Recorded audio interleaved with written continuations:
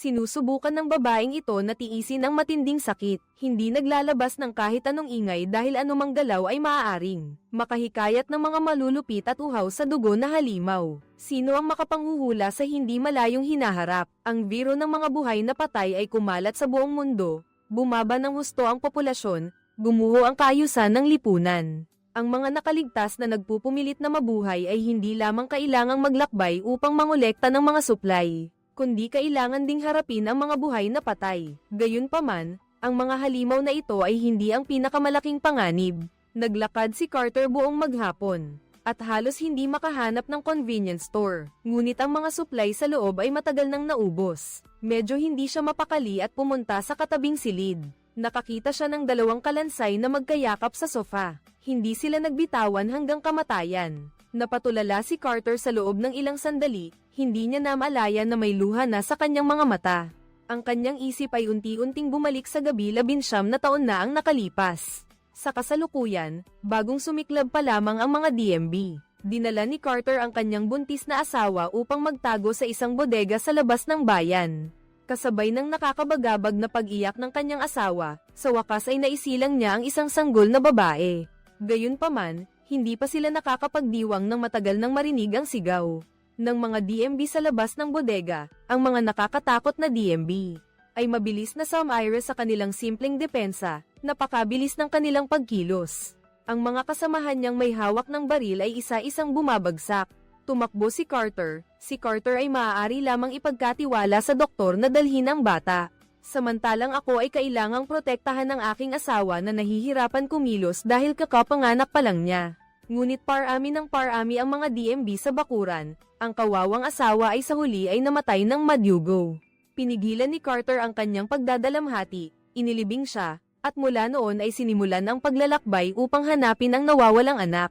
Gayunpaman, sa kasalukuyan, 19 na taon na ang lumipas, at nakapaglakbay na siya sa buong wasak na mundo. Sa tuwing makarating siya sa isang lugar na maraming tao, magtatanong siya tungkol sa balita ng bata, ngunit ang pag-asa ay paulit-ulit na sinisira ng realidad.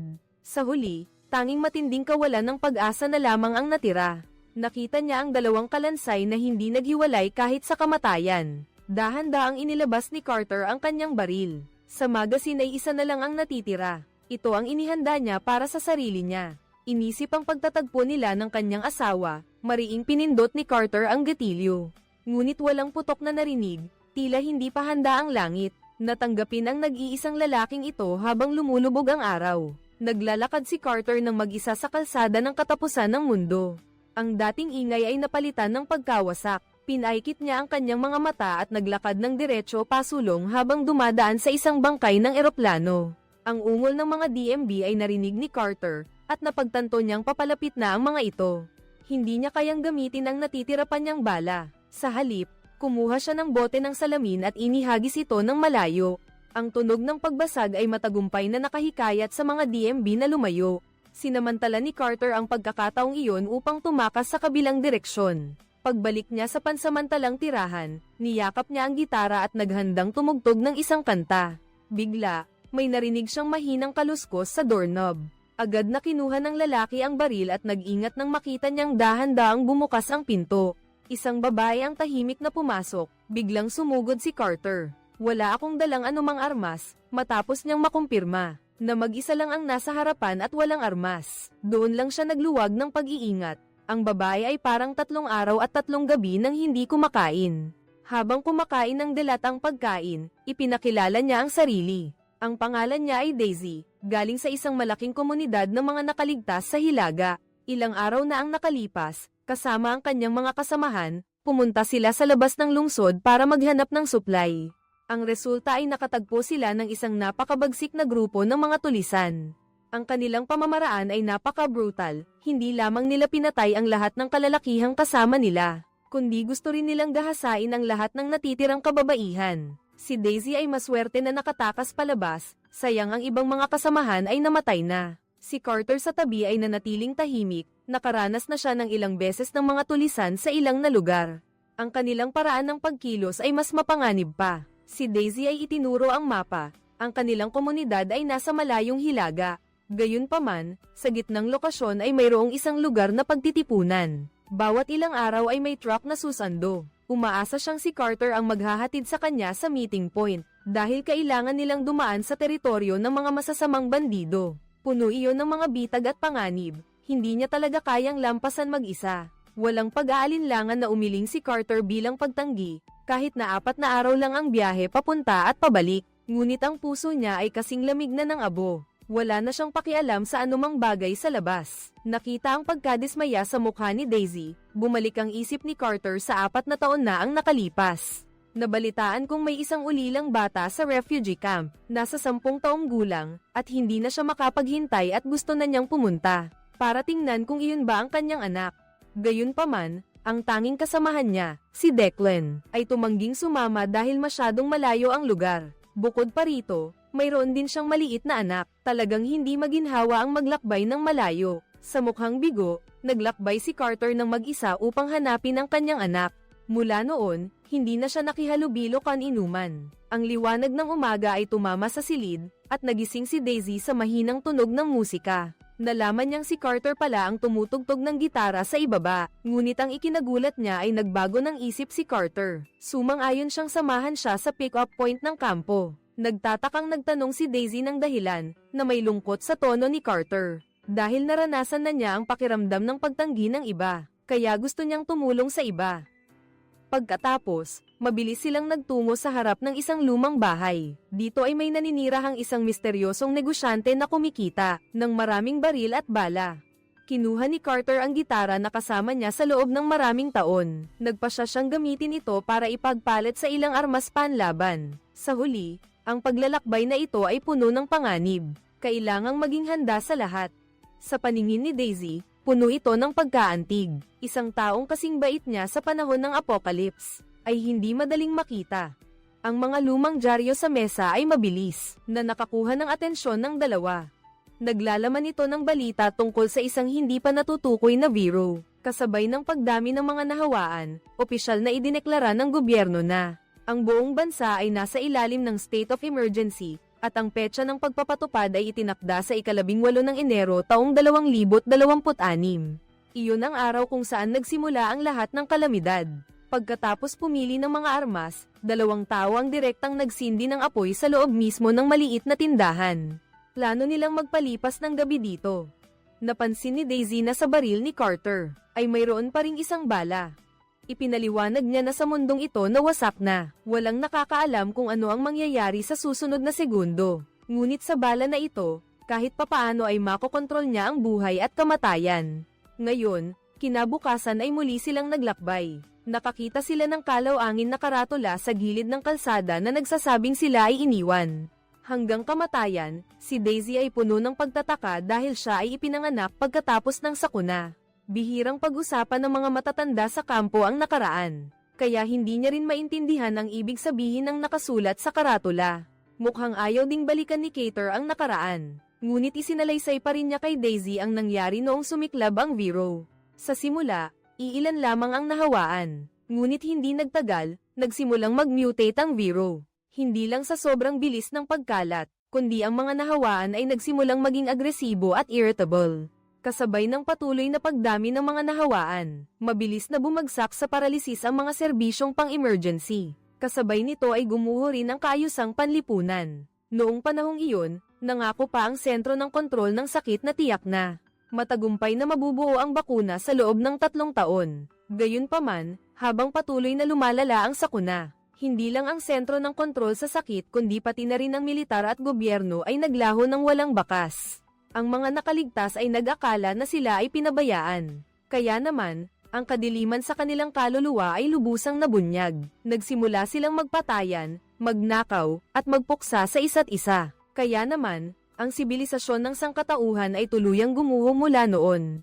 Naramdaman ito ni Carter ng lubos. Naramdaman niya na ang pag-asa ay isang mapanganib na bagay. Kakaunti lang ang makakatagal kapag tuluyan ng naglaho ang pag-asa. Matapos maglakbay ng mahigit kalahating araw, ang dalawa ay sa wakas nakarating sa harap ng isang bakod na may barbed wire. Sa unahan ay ang teritoryo ng mga bandido na iyon. Yumuko si Carter at nakita mula sa malayo ang ilang bandido na sinasaktan ng isang lalaki. Kahit na ang biktima ay nagmamakaawa, ang pinuno ay walang pag-aalinlangan. Binaril niya ito at pinabagsak. Nanginginig ang mga kamay ni Daisy. Naalala niya ang kanyang mga kasamahan na nagdusa ng kakilakilabot na kamatayan. Katulad nito, mabilis na hinawakan ni Carter ang baril niya. Ipinapahiwatig na hindi pa ito ang oras para maghiganti. Sinabi niya sa akin na magtago ng mabuti habang siya naman ay iikot sa likuran para maghanap ng pwesto para mag-snipe. Ngunit ang nakita niya sa harapan ay nagpatigil sa kanya, nakabitin sa isang poste ang isang tuyong bangkay. Ang mga taong ito, kahit bata ay hindi nila pinag-iwanan. Hindi pa kumakalma ang galit niya nang biglang may narinig na putok ng baril sa labas.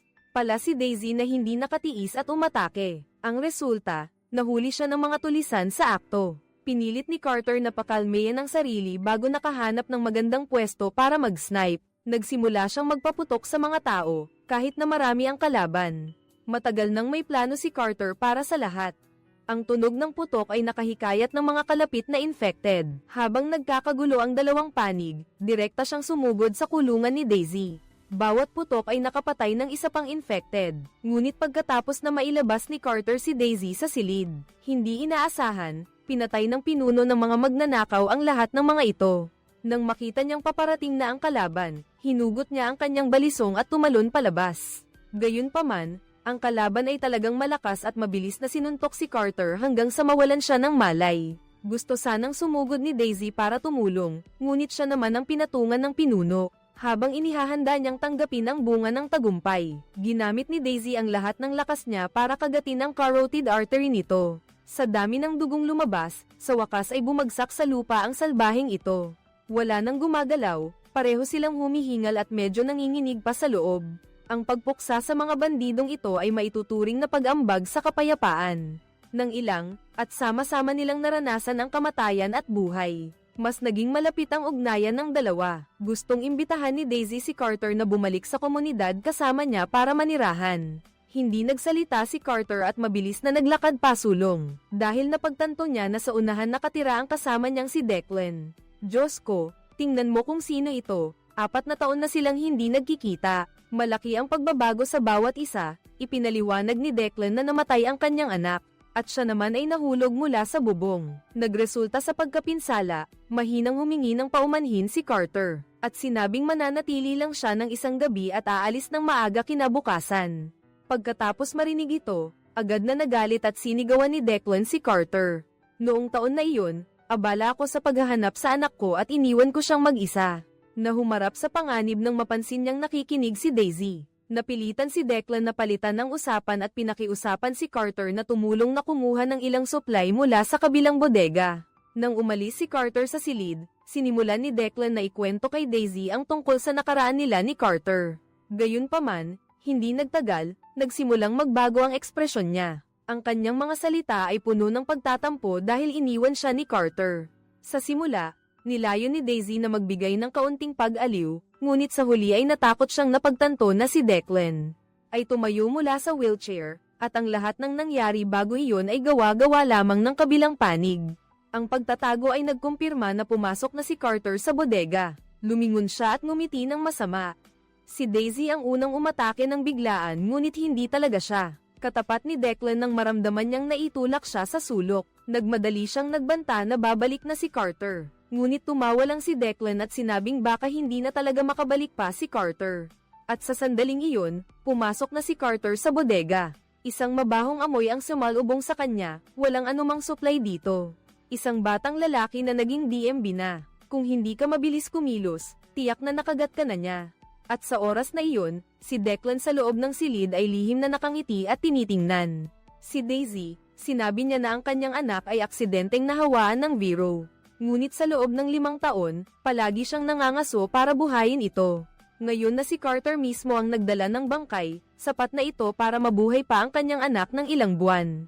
Gayunpaman, bago pa man matanggal ni Declan ang sinturon niya, nagmamadaling itinulak ni Carter ang pinto at pumasok. Pinatay mo na ba siya? Nalaman niyang pinatay ni Carter ang kanyang anak.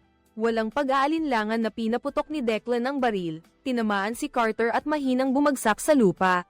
Nang makita iyon ni Daisy, galit na siyang sumugod, habang sila ay nag-aagawan ng matindi. Biglang may narinig na putok, at bumagsak si Declan sa lupa. Binaril ni Carter ang huling bala na para sana sa sarili niya. Gayunpaman, Tinamaan din siya sa dibdib. Inalalayan ni Daisy si Carter na labis na nanghihina patungo sa itinakdang lugar. Sayang, bago pa man dumating ang tulong, bumagsak na si Carter at nawalan ng malay.